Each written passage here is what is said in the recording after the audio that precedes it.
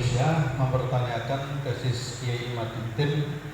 Salah satu referensinya yaitu kitab Asy-Syajarah Al-Mubarakah yang dikarang oleh Al-Imam Fakhrur Razi itu ditasheh oleh orang Syiah. Itu yang pertama. Yang kedua, adakah perkumpulan yang mencatat atau menulis nasab-nasab yang jujur gitu ya? Karena ada beberapa informasi Rabithah Alawiyah tidak jujur dalam mencatat nasab dan sebagainya.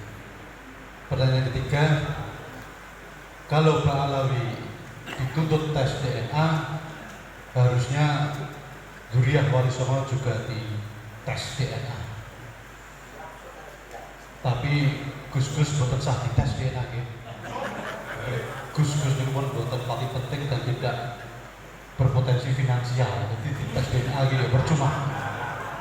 Gus Yasin ini dites DNA yang berdiri. Bedal. Enggak Gus. Kitab-kitab nasab. Jadi kalau kita membaca, menelaah dari mayoritas kitab-kitab nasab yang disusun oleh ulama-ulama nasab, itu mayoritas dari kalangan Syiah.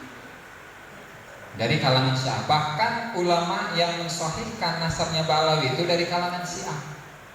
Itu tadi yang saya sebutkan, Sayyid Mahdi Ar-Rajai itu sampai 2 kali memberikan pernyataan, tetapi pada ujungnya kembali kepada argumentasi tadi, tidak mendatangkan argumentasi yang dimaksud. Artinya apa? Artinya dalam ilmu nasab itu, mau itu penulisnya adalah Sunni, mau itu penulisnya adalah Syiah, itu tidak menggugurkan kehujahan dari kitab-kitab nasab itu sendiri. Karena yang menjadi dasar utama dalam menggunakan kitab-kitab nasab itu adalah bagaimana kredibilitas dari seorang penulis kitab nasab, bukan paham yang dimiliki olehnya.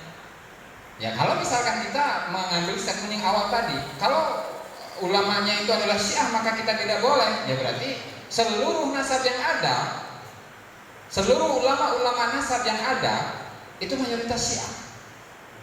Yang Sunni itu bisa dihitung dengan jari. Misalkan seperti Sayyid Muhammad Murtada Az-Zabidi, itu dari kalangan Sunni yang mensyarahi kitab Ihya, satu tuh. Kemudian 2, Imam Al-Azwarqani, yaitu murid dari Fakhruddin Ar-Razi, dalam kitabnya Al-Fakhri, salah satu kitabnya itu Sunni. Nah, sementara untuk Ibnu Toba, Al-Ubaidili, Ibnu Toktoki, Ibnu Inabah dan lain sebagainya itu dari Syiah semua. Lalu apakah kemudian lantaran kita melihat bahwa penulis-penulisnya itu adalah orang Syiah kemudian hujahnya batal? Enggak. Karena yang menjadi pedoman itu, yang menjadi titik tumpunya itu adalah bagaimana kredibilitasnya dalam ilmu nasab, apakah bisa dijadikan hujjah dalam ilmu nasab atau tidak. Itu barangkali untuk pertanyaan pertama. Kemudian apakah ada nakobah yang secara khusus mencatat nasab yang terpercaya yang kemudian dibandingkan dengan Rabithah Alawiyah dan seterusnya? Ada, itu di nakobah Maroko. Cuman saya belum terlalu menelusuri apakah mereka itu menisbat ke Alawiyah atau tidak itu. Nah, saya tidak tahu itu. Kalau saya nggak tahu ya bilang nggak tahu.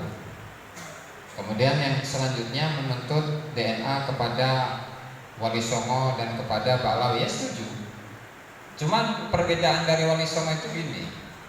Kalau keturunan dari perempuan itu tetap dicatat dan tetap dianggap sebagai Dzurriyyah dari Wali Songo itu. Nah, kalau dari Ba'alawi misalkan anak perempuan dari anak perempuannya, atau ada seseorang memiliki anak perempuan, suaminya bukan Habib, kemudian memiliki cucu perempuan lagi, nah, suaminya juga bukan Habib, itu terputus. Sementara dalam di catatan manuskrip Wali Songo itu mau dari laki-laki mau dari perempuan tetap dianggap sebagai Dzurriyyah atau keturunan Wali Songo. Nah, ini terlepas dari apakah Wali Songo tersambung atau tidak kepada Rasulullah ya. Ya, intinya ketika seseorang itu mengaku-ngaku sebagai keturunan Nabi Muhammad SAW di kalangan umum, di kalangan masyarakat luas, ketika dia mengatakan saya adalah cucunya Nabi Muhammad, mana tes DNA-nya? Itu aja. Barangkali gitu.